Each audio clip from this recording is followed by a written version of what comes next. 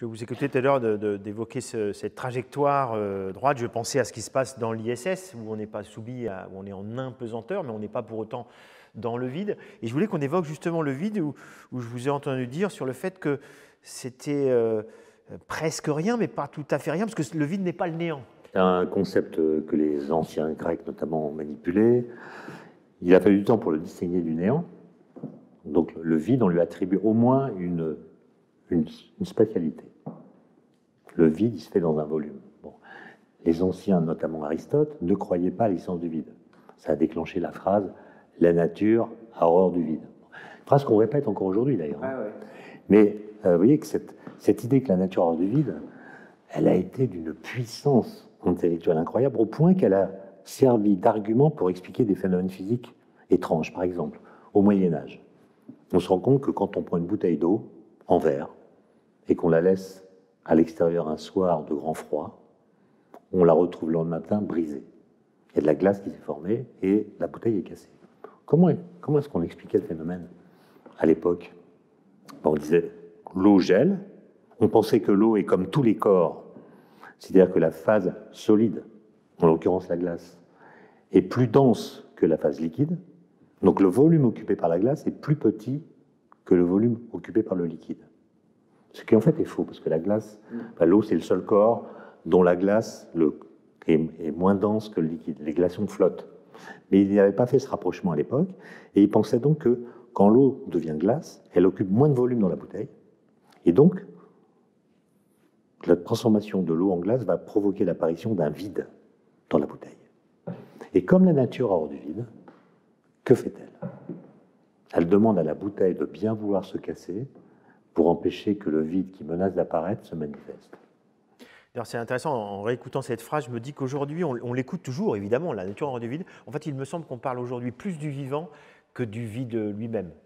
Ouais, enfin, les alcooliques disent la nature a horreur du vide avant de se remettre un petit. Aussi. Et quand quelqu'un est viré du gouvernement, on ne tarde pas à trouver un remplaçant au motif que la nature a horreur du vide. Ah, oui. Alors, je voulais qu'on évoque, je suis désolé, hein, c'est des questions qui mériteraient des journées ou des livres ou une vie, mais j'ai bien aimé aussi vous écouter parler du temps et de l'espace, en évoquant le fait que finalement, l'espace, c'est le lieu de toutes nos libertés, ou presque, si ce n'est justement la pesanteur, alors que le temps, on en est véritablement prisonnier, et les seuls qui nous en extraient, finalement, c'est les auteurs de fiction, de science-fiction. Enfin, qui tentent. Qui tentent, pardon, mais c'est un vrai sujet de... Non, mais c'est vrai que l'espace est le lieu de la liberté. En tout cas, en principe, on peut aller et venir, quitter une position, puis la retrouver. On est libre de nos mouvements, comme on dit. Dans le temps, non. Dans le temps, on est prisonnier, et le temps, c'est une prison. Voilà. C'est une prison à roulettes. C'est-à-dire qu'on avance sur le cours du temps, mais on ne choisit pas le lieu qu'on occupe dans le cours du temps. On est obligé de suivre le cours du temps. On ne peut pas choisir librement sa position dans le temps, même si intellectuellement, par la pensée, par l'imagination, on peut se souvenir du passé ou même anticiper le futur. Mais quand on le fait, on reste au présent. Et ça, c'est la grande différence entre l'espace et le temps.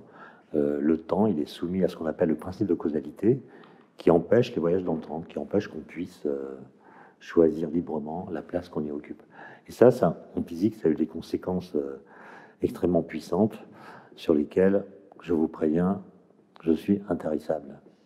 Je sais. Et justement, je faisais référence au fait que vous avez beaucoup travaillé sur le temps, inévitablement sur l'espace et sur le fait qu'ils sont liés. J'ai une question qui m'obsède. J'ai l'impression que dans la physique contemporaine, c'est difficile de parler d'espace sans temps, mais j'ai l'impression qu'on peut continuer à parler de temps sans espace. Ben, je crois pas. Je crois pas. On dit souvent la théorie d'Einstein et relativité, qu'elle soit restreinte ou générale, c'est la fusion de l'espace et du temps. En fait, non, il n'y a pas fusion. Le point important, c'est que les deux choses sont associées. C'est-à-dire que dans notre référentiel, par exemple dans cette belle pièce, on est tous d'accord pour dire ce qui sépare l'espace du temps. L'espace, je peux le mesurer avec un double décimètre, par exemple, alors que le temps, la durée plutôt, je vais la mesurer avec ma montre. Okay ? Donc la séparation entre l'espace et le temps, ici, elle est parfaitement claire. Le point important, c'est qu'elle n'est pas absolue. C'est-à-dire que pour un observateur qui traverserait la pièce à grande vitesse, il y a une partie de ce que j'appelle ici l'espace qui deviendrait pour lui du temps, et une partie de ce que j'appelle le temps qui deviendrait de l'espace.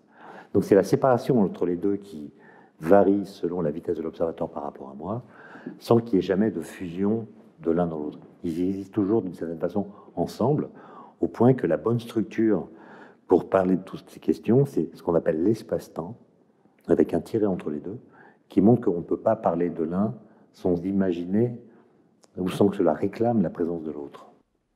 Alors je vais prendre ma feuille et faire ce qu'on a fait dans beaucoup de films de science-fiction en évoquant la courbure de l'espace-temps et en faisant ça, notamment dans Interstellaire, mais on l'a vu dans beaucoup de films, ce geste, on ne va pas plier la courbure de l'espace-temps en 5 minutes, mais ce geste très fort cinématographiquement, qu'est-ce que vous en pensez? C'est l'idée des trous de verre, hein. C'est que vous pouvez prendre dans l'espace-temps, s'il est en effet replié, des trajets plus courts que d'autres, donc il y a un raccourci qui apparaît, mais ça ne viole pas le principe de causalité. C'est-à-dire ça ne remet pas en cause le fait que pour un observateur donné, si deux événements sont causalement reliés l'un à l'autre, eh bien la chronologie sera la même pour tout le monde. Est-ce que ce geste, cette image, que je trouve assez forte, hein, elle est liée à cette idée de courbure de l'espace-temps? Ah oui, absolument. Oui, c'est ça. Absolument. C'est des topologies particulières qui sont solutions des équations d'Einstein. Et comme je l'ai dit, pour Einstein, la gravitation, ce n'est pas une force, c'est une déformation de la géométrie. Et parmi les déformations possibles, il y a celle d'un repliement qui permet, un peu comme au travers de cette table, si je vais aller de ce point-là qui est sur la table au point qui est dessous, à l'opposé, il y a deux chemins possibles, soit traverser la table, soit faire le tour de cette façon.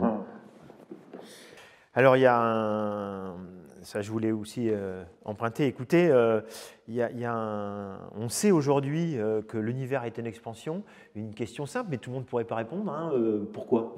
Comment on le sait plutôt? Il est en expansion, alors j'insiste sur ce que j'ai dit tout à l'heure, ce qui est en expansion, c'est l'espace-temps.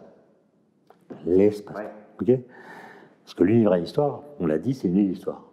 Mais la nouveauté qui a été découverte, alors pour le coup par des observations, en 1930, dans les années 1930, c'est que deux points de l'espace, à mesure que le temps passe, augmentent la distance qui les sépare. Sans que vous puissiez dire que l'un s'est déplacé par rapport à l'autre, c'est pas parce qu'ils ont bougé, c'est parce que la distance qui les sépare augmente. C'est l'espace qui gonfle. Donc les objets s'éloignent, non pas du fait de leur mouvement dans l'espace, mais du fait que l'espace qui les sépare gonfle. Okay, et ça a été découvert, comme je l'ai dit, dans les années 1920. Les gens ont des télescopes un peu plus puissants qu'avant, et ils se rendent compte que les galaxies, ce qu'on appelait des nébuleuses à l'époque, s'éloignent de nous à des vitesses qui sont d'autant plus grandes que la distance qui nous sépare d'elles est plus grande. Plus elles sont loin, plus elles s'éloignent rapidement de nous. C'est notamment Vesto Slipher et Edwin Hubble qui ont fait ces observations. Et eux pensaient qu'il y avait, disons, une dispersion des galaxies dans l'espace. Les galaxies se déplacent dans l'espace. Puis un jeune physicien, qui est par ailleurs prêtre, qui s'appelle l'abbé Lemaître, qui est chanoine en Belgique, grand spécialiste des équations d'Einstein, reprend les données qu'ils ont obtenues, les données observationnelles, et les analyse dans le cadre des équations d'Einstein de la relativité générale. Et l'interprétation qu'il donne des observations est complètement différente. Comme quoi, l'observation, elle est toujours tributaire d'une façon théorique de l'interpréter. Et en l'occurrence, ce qu'il montre, c'est que non, les galaxies sont immobiles. Elles ne bougent pas dans l'espace. Alors pourquoi est-ce qu'on a l'impression qu'elles bougent? Pourquoi est-ce que l'observation montre un déplacement d'elles par rapport à nous? Parce que l'espace qui nous sépare d'elles se dilate. C'est ça qu'on appelle l'expansion de l'univers. Alors pourquoi le monde est comme il est? Réponse, j'en sais rien. Alors, quand bien même vous n'en sachiez rien, vous y réfléchissez, je sais votre intérêt immodéré. Les physiques sont comme elles sont. Ah oui. Je sais votre intérêt. Je voudrais qu'on évoque quelques grands. Je sais votre intérêt immodéré pour Galilée. J'ai repris une phrase, je crois, dans un de vos ouvrages sur les idées. vous expliquez que Galilée discute le mouvement dans un vide supposé. Ce qu'il apporte, c'est cette idée de vide supposé qui, j'avoue, j'ai mis un certain temps avant de le comprendre, parce que c'est une blague d'enfant de se dire kilo de plomb, kilo de plume, et personne n'évoque le vide supposé, donc tout le monde se dit, il y a quand même un problème dans ce qu'on me raconte. Non, je voulais qu'on évoque aussi Einstein, dont je sais que vous êtes aussi un grand amateur, dont on n'a pas encore, j'avais presque envie de dire, suffisamment parlé aujourd'hui. Vous évoquez chez lui, je trouve ça très beau, le fait qu'il regarde le monde avec un regard d'enfant. Oui, c'est pas moi qui le dis, hein, c'est lui. C'est lui, pardon. Oui, c'est Einstein. On a dit tout à l'heure, la science est collective. Non, mais ça n'empêche pas qu'il faille des génies. Et Einstein, en 1905, il est ingénieur au bureau des brevets à Berne. Il n'est pas tout seul, il a 27 collègues. Lui, il regarde plutôt les brevets électromagnétiques déposés par des ingénieurs qui veulent synchroniser les horloges à distance. Les gens commencent à prendre le train, et il faut que l'heure indiquée par la montre soit la même que l'heure indiquée par les horloges qui sont présentes sur les quais ou dans les gares. Comment on fait pour synchroniser le temps à distance? Et Einstein, il va avoir des idées suscitées en partie par la lecture des brevets. Et à la fin de sa vie, il a été interrogé par l'un de ses premiers biographes qui lui demande « Mais comment ça se fait que vous ayez été le premier à comprendre ce qu'allait devenir la relativité restreinte ?» publié en 1905. Et Einstein répond « Mais les questions d'espace et de temps, en général, on les résout à l'âge de 7 ans. » Ben oui, c'est ce que montrent les psychologues. À 7 ans, un enfant a compris que l'espace, ça se mesure avec un double décimètre, et que le temps, ça se mesure avec la montre. Une fois qu'on a fait cette séparation et qu'on a compris cette distinction, l'affaire est réglée. Et on n'y revient plus. Alors que moi, dit Einstein, à cause de mon retard mental, ça c'est génial. Il emploie le mot retard mental, je me suis posé ces questions d'enfant avec un cerveau d'adulte. Il a pris les questions au sérieux. Et ça, c'est assez époustouflant de voir comment, adolescent, il pose des questions qui, si vous les posiez, si vos enfants très jeunes vous les posaient un soir, vous leur diriez bah, va te coucher, c'est pas des questions pour toi.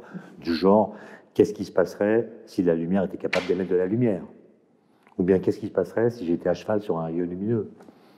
Bah, ça, Einstein se pose ces questions à l'âge de 15-16 ans, quoi.